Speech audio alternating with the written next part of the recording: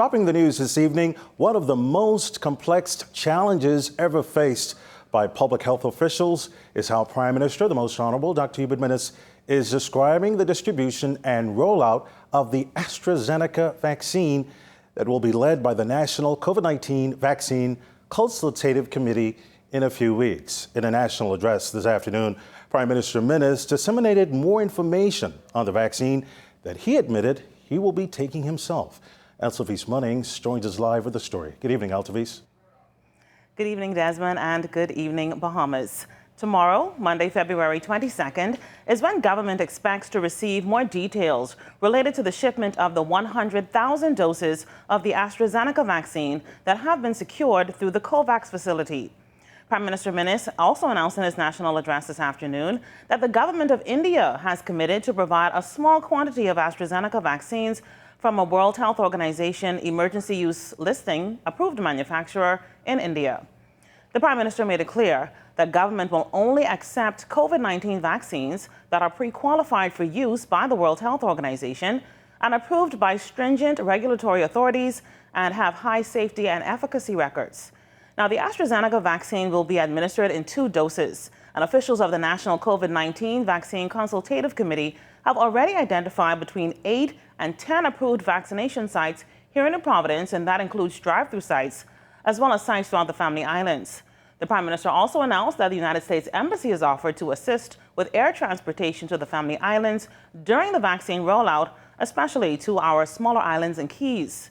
Now, the Prime Minister also said mobile units will be used to safely distribute vaccines to vulnerable populations. Vaccine appointment software is very near completion and is expected to be rolled out in advance of distribution. This will allow those who choose to take the vaccine to schedule their appointments digitally on their smartphones, tablet, or computer. For those without access to the internet or a device, appointment centers will be set up to provide assistance with making appointments to receive the vaccine.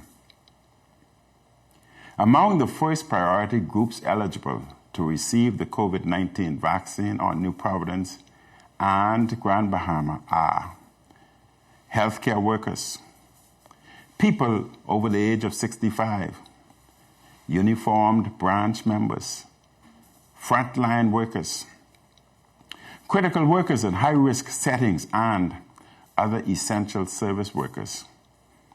On the Family Islands, local medical teams will be assisted by mobile teams from New Providence.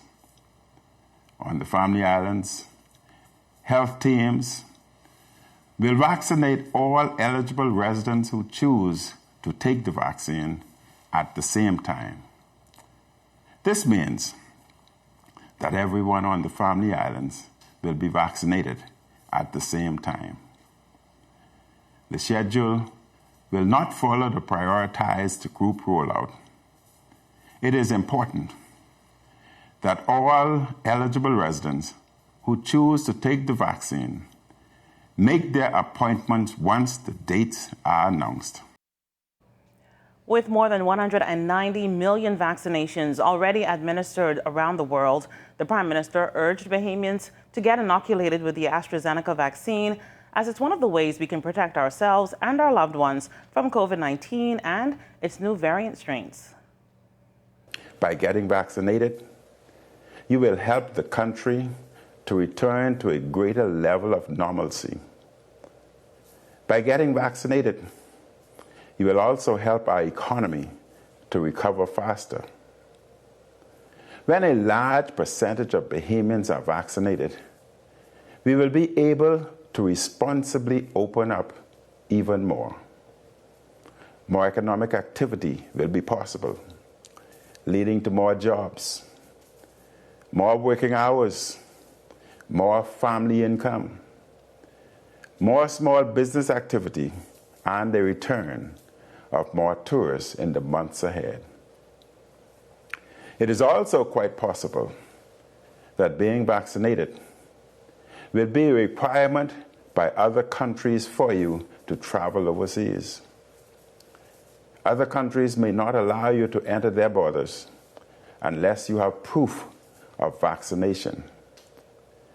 We are hearing that cruise lines may require their passengers to show that they have been vaccinated.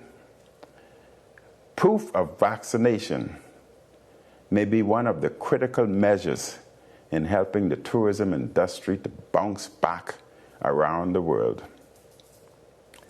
As a leading tourism destination, we must play our part and set an example for the world. And yes, the Prime Minister once again underscored the message that health officials have also reiterated: not to let your guard down, as the COVID-19 pandemic is still with us. And with that in mind, the Prime Minister also had this message: do not put your life at risk because you believed fake news on social media. Get your information about vaccines from reliable, local, and international scientific and media sources. Do not read or listen to random, unsourced material from people you do not know. Do not listen to random videos random people created. Do not read and believe random posts from people with no medical or scientific credentials. Malicious actors are deliberately creating and circulating lies and foolishness designed to scare you from taking vaccines. These lies and misinformation are dangerous. They create unnecessary doubt and fear, causing some to reject vaccines and others to delay taking them. As a doctor, let me say that not taking or delaying taking a safe vaccine could cost you your life or cause you to get very sick.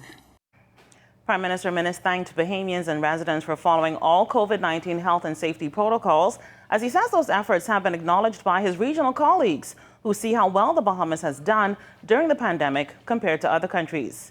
Now, the Prime Minister also announced that he will be presenting the mid-year budget presentation to Parliament this Wednesday, February 24th, which will highlight the country's economic and fiscal situation during the COVID-19 pandemic. We'll have more on that part of his national address in tomorrow's newscast. Reporting live in studio, I'm Altaviz Munnings, ZNS Network News. Back to you, Desmond.